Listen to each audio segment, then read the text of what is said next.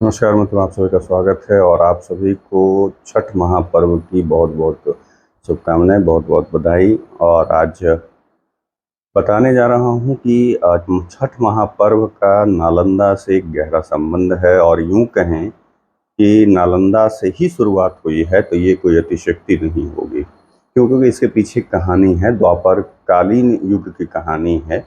अगर जो हमारी मान्यताएं हैं, हमारी जो कह सकते हैं कि जो एक किंवदंतियां हैं, उसके अनुसार देखें तो ये बात कही जा सकती है कि ये छठ महापर्व की शुरुआत यहीं नालंदा से हुई है। नालंदा में एक जहाँ पे नालंदा विश्वविद्यालय है, उसके थोड़ी दूर बगल में ही बड़गांव एक गांव है, वहाँ पे ही वो जगह है जहाँ से इसकी शुरुआत हुई थी। मैं बता रहा था कि द्वापर कालीन ऐतिहासिक बड़गांव का जो मंदिर है, जो सूर्य मंदिर है, जो तालाब है बड़गांव में, जो नालंदा जिले से नालंदा जिला में नालंदा विश्वविद्यालय और पुरानी जो नालंदा विश्वविद्यालय है, जो कि नालंदा खंडहर जिसको ये बोला जाता है विश्वविद्यालय का, उससे थोड़ी दूर पर है। यह है वो तालाब और सूर्य मंदिर। अगर उसको देखेंगे तो उसका पौराणिक इतिहास है, द्वापर कालीन युग से है।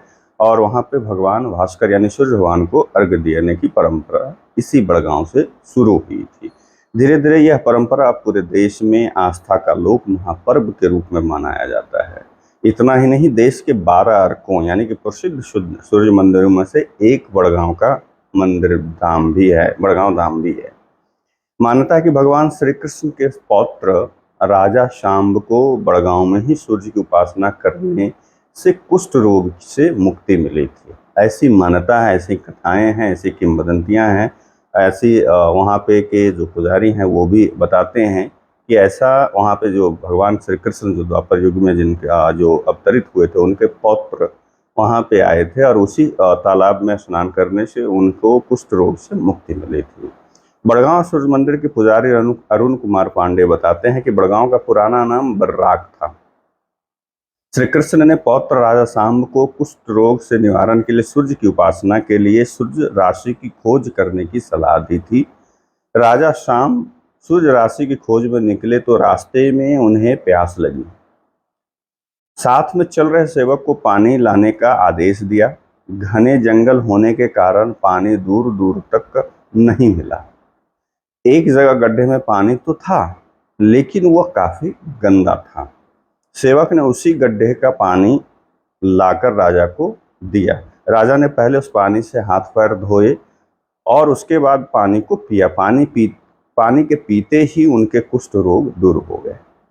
ये बताते हैं वहाँ के जो पुजारी अरुण कुमार पांडे जी बताते हैं। और ऐसी मान्यताएं भी, ऐसी कथाएं भी हैं जो हम लोगों ने भी बचपन से सुनी। कि मैं भी नालंदा से बिलोंग करता हूँ तो मुझे भी इन सब चीज़ों के बारे में जानकारी है कि ऐसा वहाँ पे ऐसी मान्यताएं हैं।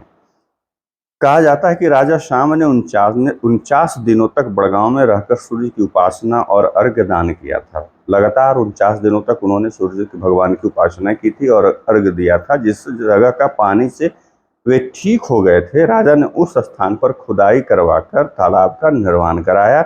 आज भी तालाब में स्नान करने से कुष्ठ जैसे असाध्य रोग से मिलती है, ये अभी भी लोगों का मानना, और ऐसा शायद होता भी है, लोग कहते भी हैं।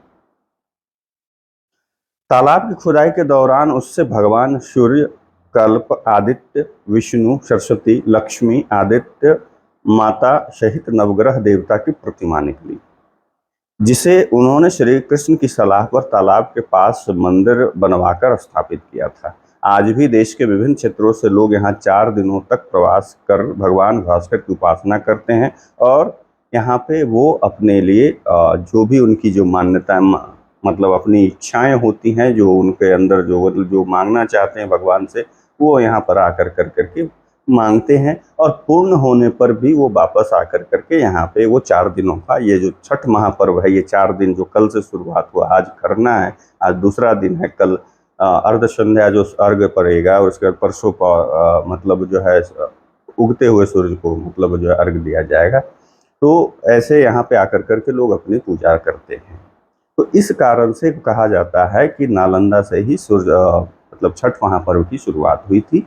ऐसा अगर कहते हैं तो कोई गलत नहीं कहते, क्योंकि हम लोगों ने भी ऐसा सुना है। और इसीलिए भगवान श्री कृष्ण के जो पौत्र हैं, उनसे जुड़ा राजा सांब, वहाँ यहाँ उस जगह से स्नान करने से, उस जगह के पानी से स्नान करने से उनका कुष्ठ रोग जो मिट गया। आज भी लोग कहते हैं कि आज भी लोग उस श्रद्धा भाव से, क्योंकि आपको सबसे बड़ी क्या है ना, आज के डेट में की तारीख में लोग मजाक बनाते हैं। अगर इस तरह की बात आप कहते हैं या सुनाते हैं तो लोग मजाक उड़ाते हैं, लेकिन ये नहीं सोचते कि अगर आपके अंदर वो श्रद्धा हो, सच्ची श्रद्धा हो, आपके अंदर वो भक्ति हो, तो आपको वो चीज़ मिलेंगी। उसको आप नकार नहीं, आप एक बार मान के चले, एक बार श्रद्धा दिखाइए तो सही, उसमें भक्ति मतलब करिए तो सही, तब आपको मिलेगी, समझ में आएगा कि हाँ ये सच है या गलत है।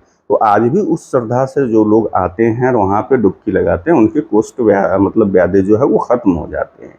आपका एक होता है मतलब ईचिंग जो होता है, जिसको कि इंग्लिश में कहते हैं या हिंदी में कहें खुजली होता है, उन सबों से भी वहाँ पे निजात मिलता है। लेकिन आपको श्रद्धा होनी चाहिए मन में। आप अगर शंका रखेंगे, संकोच रखेंगे, तो आपको हर जगह पे, जब आपके मन में नकारात्मकता रहेगी, संकोच रखेंगे, तो आपको इन सब चीज़ों पे भरोसा भी नहीं होगा और आपको उसका रिजल्ट भी नहीं, क्योंकि आप पहले अधूरे मन से ही वहाँ पे जा रहे हैं। आप सोच रहे हैं कि बिना हम श्रद्धा भाव से, बिना भक्ति भाव से जा रहे हैं और हम सिर्फ बस डुबकी लगाए और हो गया, तो ऐसा भी नहीं होता है। क्योंकि वहाँ पे वो निश्चल जो भाव होता है, जो निर्मल भाव होता है, वो होना आवश्यक है, अति आवश्यक है, तब जाकर करके वो चीज़ होगा। तो ये बड़गांव जो गांव है, जो पहले द्वापर कालीन युग में उसका नाम बर्राक था, उस गांव को अब बड़गांव के रूप में जानते हैं। और ये नालंदा विश्वविद्यालय के बगल में ही है, पुरानी नालंदा विश्वविद्यालय के जस्ट बगल में है। वहाँ पर मतलब जो है कि ये जो उस समय द्वापर कालीन से जो शुरू हुई सूर्य उपासना की, जो ये कथा जो शुरू हुई है, जो ये चीज़ अनवरत चलते आ रही है, और आज तो देश विदेश हर जगह आप देखेंगे, जो विदेश में रह रहे हैं वहाँ पे भी लोग मतलब छठ महापर्व कर रहे हैं। सिर्फ बिहार के लोग ही नहीं, पहले क्योंकि ये सिर्फ बिहार तक कुछ जगह से, फिर धीरे धीरे बिहार, फिर पूरे धीरे धीरे यूपी हो गया, झारखंड हो गया, इन सब स्टेट में धीरे धीरे होने लगा। लेकिन अब धीरे पूरे देश में होने लगा, और देश को छोड़िए विदेशों में होने लगे। बहुत तो ऐसे भी हैं कि विदेशों से लोग आकर कर भी यहाँ पे छठ पर्व कर रहे हैं।